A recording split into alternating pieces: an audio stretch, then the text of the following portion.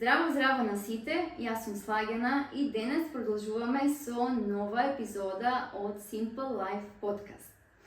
За денешнава тема е многу релевантно да споменам дека сум мајка на две деца. Имам синко што наскоро полни 5 години и ќерка од 2,5 години. Денес ќе зборуваме за системот за згрижување на деца во Малта или Child Care системот. И по тој повод денес ја имаме Мирјана до нас, која што е менаџер во една градинка во Малта и таа ќе ни каже многу повеќе за оваа тема. Мирјана, повели, представи се. Да, како што кажа Слагена, јас сум Мирјана и сум менаџер во Tim Tickles Child Care Center овдека на Малта. Ќе се потрудам да зборувам литература на македонски. Немам зборува на македонски 10 години од како заврши факултет. На кумановски зборувам или на англиски тука. Не е проблем, во тоа сме на исто, така да не се кире се. Во случај да се префрлам на кумановски или на англиски, опростете. Наши сме си ќе се разбереме. Така си мајка, мислам дека тоа е многу релевантно да се спомене. Да, мајка сум на две деца, син од 6 години и ќеркичка од 3 години. Одлично. Двајцата се на училиште, ние завршија со детските градинки, но сега имаме next step. Така. Хајдете мало опишени го системот за згрижување на деца, значи системот за градинки во Малта. Што можеш да ни кажеш повише за тоа? Всушност, тука децата ги примаме во градинка од 3 месеци до 3 години. Така. И општо оние што двајца родители се запослени имаат бесплатна градинка, што е многу ретко. Во сите европски земји се плаќаат градинките, тука на Малта е бесплатно за двајца запослени родители. Меѓутоа и оние кои што едниот родител работи само и тие може да го запишат детето, али плаќаат приватно. Така. Значи, како спомна Tim Tickles, и ти си менаџер таму, мене ме е чест и задоволство да споделам дека мојата ќерка е запишана во Tim Tickles од 9 месеци и таа има само уште неколку месеци таму, затоа што од октомври почнува во градинка во основно училиште. Ни спомна дека возрастната група на овие градинки е од 3 месеци до 3 години, така? Кажи ни те молам колку деца имате во центарот? Во центарот каде што јас работам има 24 деца само. Така. Државата одредува според просторот што го имаме и според стандардите што е направено, државата одредува кој е максимум број на деца и ние мора да запишеме 24 деца конкретно во наш центар. Иначе другите се поголеми. Там каде што јас работам на истата улица има два центри, помалиот каде што јас работам се 24, меѓутоа во другиот се 42. 42. Океј. Можеш да ни кажеш колку воспитувачки се доделени на одреден број на деца? Во зависност од возраста имаме различен број на деца на една воспитувачка. На бебиња, оние што се до 1 година, има 3 деца на еден едукатор, ние викаме едукатор, тука на Малта викаат едукатор. На оние што се поголеми деца, при тодлерс и тодлерс групите се 5 деца на една воспитувачка и најголемите при скул, тие веќе знаат како да одат сами во тоалет, како да се хранат сами, тие може да бидат 6 на една воспитувачка. 6 на една. Целиот тој процес на одвикнување од пелени, на учење како да јадат сами, ние ги тренираме во детската градинка и така ги спремаме за поголемата група. Еднаш, ако, например, детето знае, може да оди и на 10 месеци и има добар баланс и гледаме дека веќе не припада кај бебињата кои лазат и му е здодевно или слично, веќе не е дел од таа група, ние го ставаме во поголема група каде што полесно ќе се вклопи. Така работиме и за поти тренинг, така работиме и за како да ги научиме сами самостојно да се хранат, самостојно да спијат, никој да нема до нив, нели имат своји креветчиња, одат и спијат самите. Така, прекрасно. Како го спомна поти тренингот, те молам, дали имаш некои совети да кажеш за родителите кои дома се трудат да ги научат своите деца да одат сами по нужда? Во суштина децата сами покажуваат кога се спремни за поти тренинг. Меѓутоа, ако еден мој совет, не треба да се форсираат. Ако го форсираш детето да прави нешто, тоа упорно не сака да го прави. Исто и за поти тренинг. Ќе видиш самото, ќе покаже дека тоа е заинтересирано да оди во тоалет или кога ние одиме во тоалет, тоа покажува интерес дека и тоа сака да оди во тоалет, тогаш ќе почнеме да го ставаме на пот и полека тие почнуваат да кажуваат и имаат осет дека сака да одат. Таков случајот во овој момент со ќерката моја, значи таа више гледа и бара и цело време значи споменувах го пипи, но ситуацијата е дека јас кога ќе оставам, таа више завршила работа и само ќе седне и станува. Тоа е на почетокот е така, секогаш е така. Знаат дека сакаат да одат во тоалет, меѓутоа додека стигнат до таму тие веќе завршиле работа во пелена. Меѓутоа, ако ја тргнете пелената и таа види дека ако е мокра или не е добро, значи нема да се чувствува убаво ако е мокра, и ќе види дека тоа не е добро и ќе се научи како да го задржи, барем док да стигне до тоалет. Така. Еднаш ако ја тргнете пелената, не ја враќате веќе. Зашто доаѓа до збунување кај децата и не знаат дали имаат пелена, додека тие да размислат дали имаат пелена или немаат пелена, тие сигурно ќе направат ексидент. Со Семи беше таква ситуацијата, значи не го форсира воопшто. Тоа лето баш пред да тргне во градинка во основно училиште, едноставно видов дека е спремен, ја тргнавме пеленката и никош веќе не стави. Летото е најдобро за поти тргни. Ниту преку ноќ. Значи досега нема направено инцидент во креветот. Тоа е супер. Океј, сега би сакала да прашам каков е процесот за пишување во Team Tickles и кои документи се потребни? Како што кажав, ако двајца родители се запослени, тие имаат бесплатна градинка и треба да се регистрираат преку така наречена government scheme, каде што државата плаќа за нивниот престој во градинка. Потребно е двајца родители да се запослени, исто како што кажав на почеток. И едноставно ние само треба да докажеме дека двајца родители работат, тие треба да пополнат апликација за државата, што е име и презиме нели на децата, адреса и на родителите, да донесат пейслипови, родителите донесат пейслипови како би покажале дека тие работат и писмо од послодавецот дека тие работат, навистина работат во таа фирма, колку часа неделно и колку дена во неделата. Така. Со сите тие документи ние аплицираме во државата одобрува секогаш ако се релевантни документи. Значи, вашата градинка е приватна, но сепак ова шема од владата е достапна и за сите приватни градинки, така? Така, во суштина и сите градинки на Малта се приватни. Така. Приватен е собственик и тие се во соработка со државата, каде што државата за сите ги има исти услови и сите можат да се запишат на основа на тоа. Ако двајца родители се запослени, тие добиваат бесплатен престој, децата добиваат.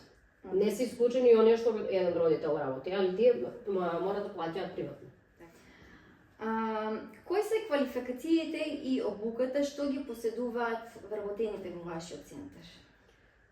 Едукаторите треба да имаат сертификати за едукатори за да работат со деца од 3 месеци до 3 години.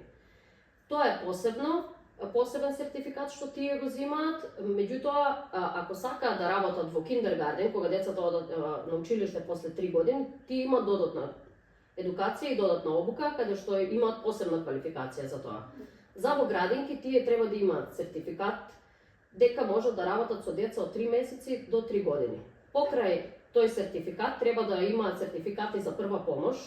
Така. Треба да имаат и сертификат за работа со храна. Исто така и clear police conduct. Чист police conduct. Дека не се осудувани, така. Да, дека не се осудувани, дека не се чисти, кои го обновуваат секои 6 месеци. Јасно. Океј. Треба да имаат многу љубов за децата и треба да имаат многу трпение. Сега мајки тоа го знаат. Одлично. Би сакала да прашам како видна наставна програма следите во Team Tickles? Во Team Tickles последна година дена имаме нов принцип на работа. Emergent Curriculum го викаат.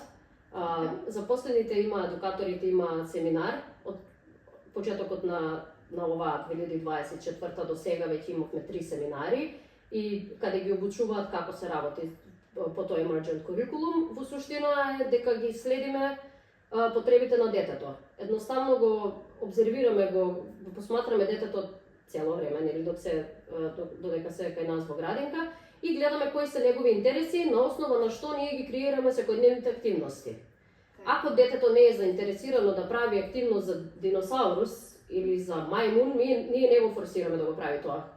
Спремаме друго активити каде што детето е заинтересирано, така го и осознаваме детето. Гледаме до каде се неговите можности или му даваме, ако има тема, цвет.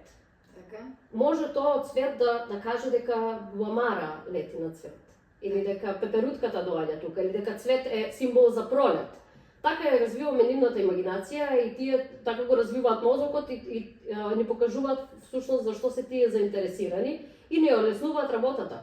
Иначе, ако креираме активити за секоја недела посебно, ние дали ова недела ќе биде облаци или ќе биде сонце, полесно е да ни покажат тие што се тие заинтересирани, каде што ќе бидат вклучени во активити и ќе бидат тука присутни и нема да бидат на страна каде што настануваат конфликти или... Значи не ги форсирате во нешто за кое што не се заинтересирани. А може да ни опишеш еден типичен ден во Team Tickle, значи како почнува денот, кои активности ги имате, што правите со децата?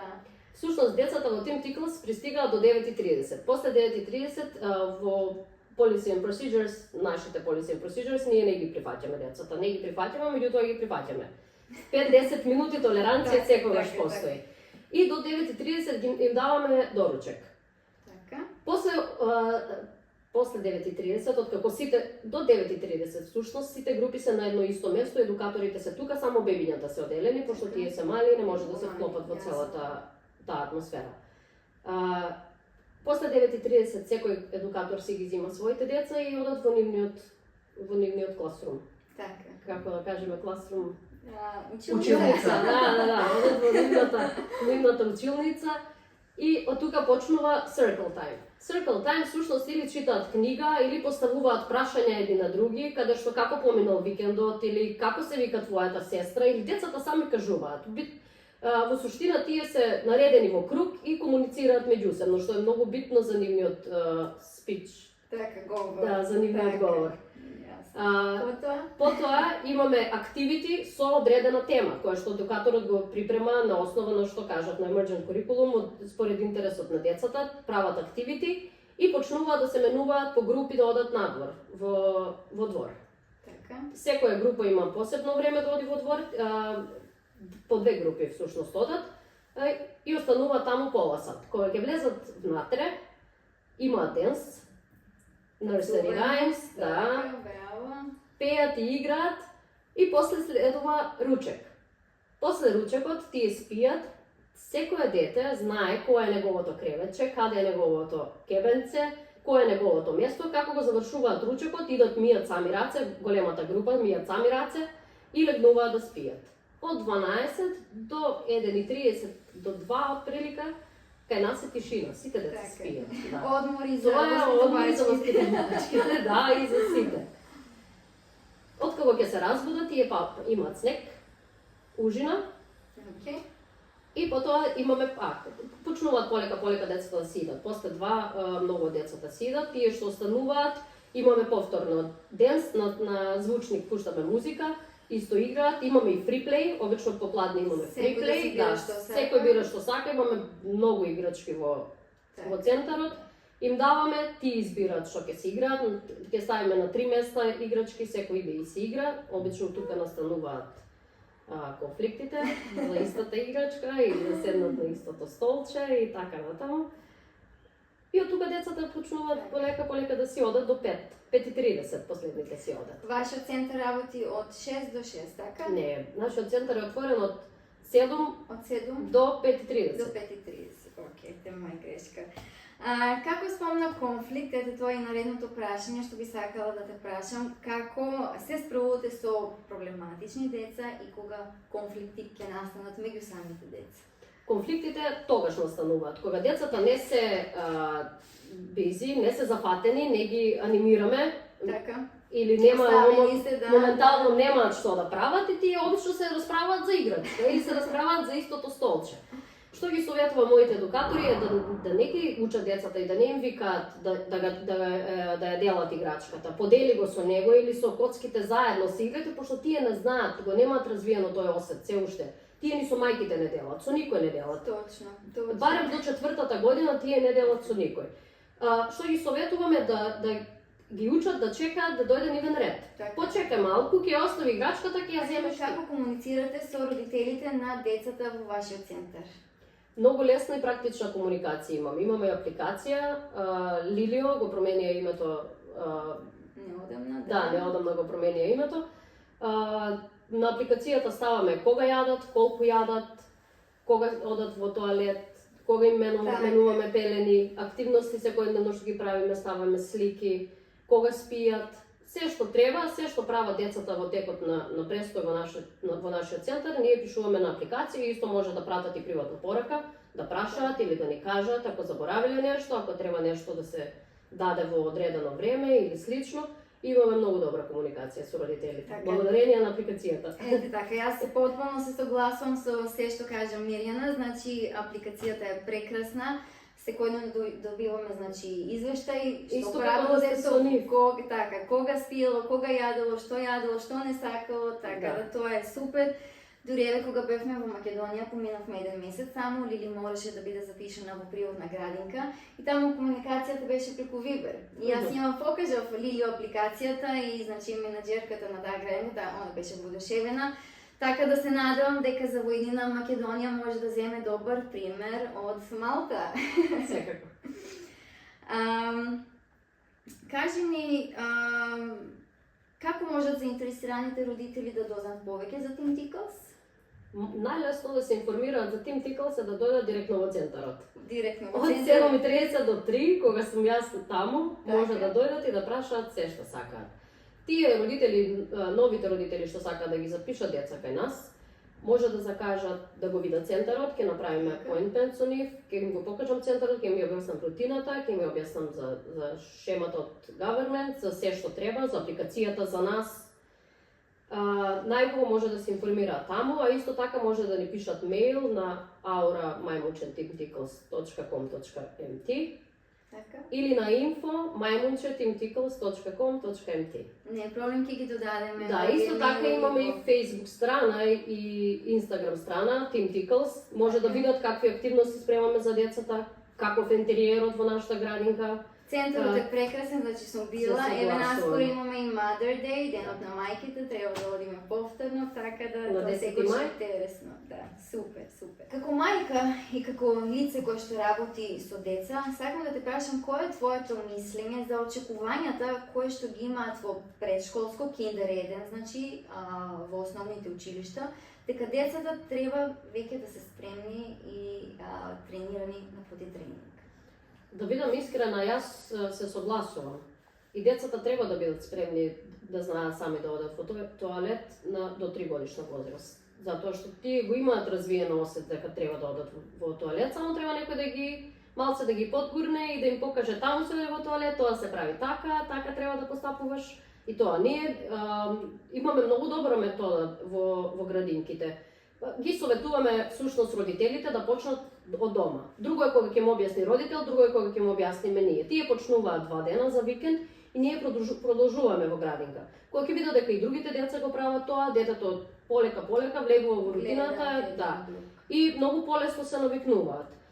И како што кажав, еднаш ако ја извадат пелената, не треба пак да му ја ставаат, зашто детето се збунува и веќе од тука процесот се одоговлекува.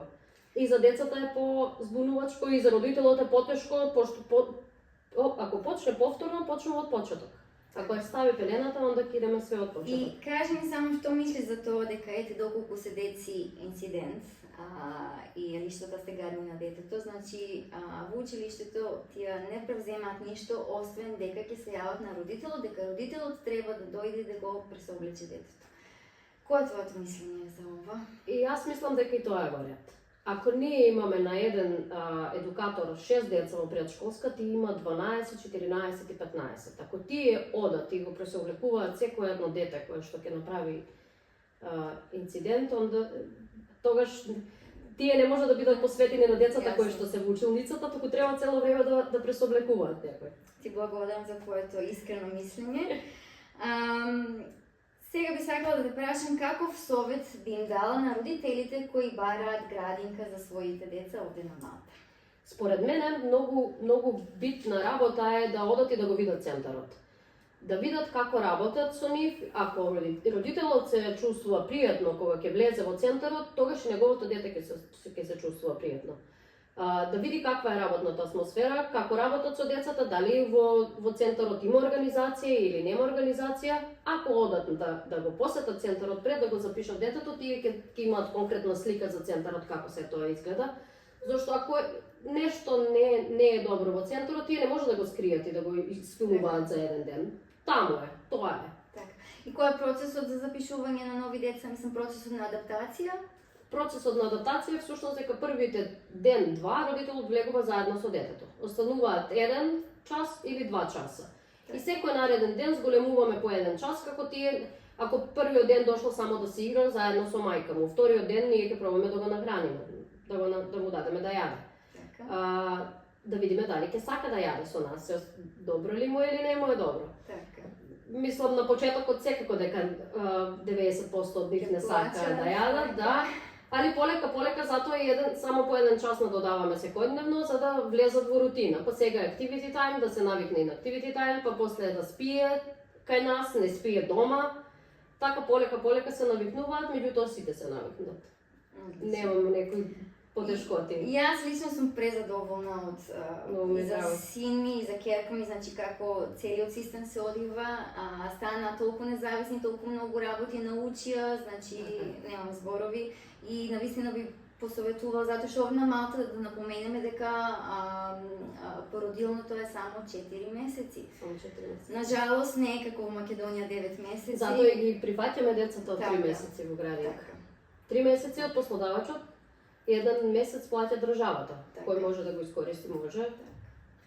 Ако можат мајките да искористат одмор од претходна година или нешто, значи може да се направи околу 5 па и до 6 месеци.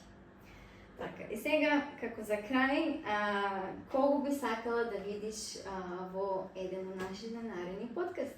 Па, може би можеле да ја видиме Мартина, да ни го покаже процесот, да ни го раскаже процесот на рачната изработка, затоа што таа изработува капи, накид, шнолди за коса, венчиња, може, јас знам Мартина, значи керкичките ни учат заедно се одат во Team Tickles, така да може да организираме. Да ни каже повеќе за тоа како дошло до таа идеја. Одлично, ми се допаѓа оваа идеја. Мирина, ти благодарам многу на твоето време. Мислам дека споделивме доста вредни и корисни информации за сите родители или parents to be. Секој што е заинтересиран, значи ете може да провери што нуди Team Tickles. Ви благодариме многу, не заборавајте да се претплатите на нашиот YouTube канал, исто сме присутни на Facebook, Instagram, TikTok, па дури и Spotify и се гледаме во нашите наредни подкасти. Чао!